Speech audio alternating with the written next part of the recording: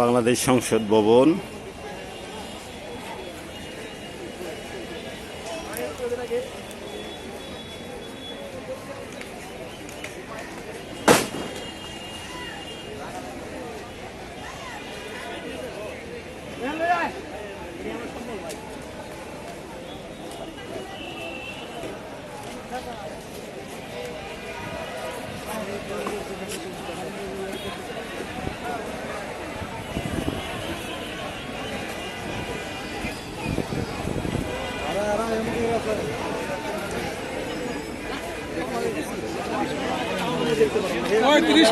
আমাদের বন্ধু একই সাহেব, আজকে সমাবেশ আপনার এসে কেমন লাগতেছে?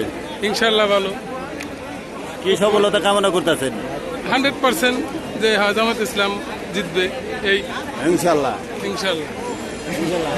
তা আমাদের ভাই কামাল, তো আজকের সমাবেশ এসে আপনার কেমন লাগছে তাই বলেন? আলহামদুলিল্লাহ ভালো। তারপর আর কিছু? আমি এত কথা বলতে পারবো না। কোরআনের আইন চাই, সৎ লোকের শাসন চাই, আর কি? আবার পরে কই জাফর কো?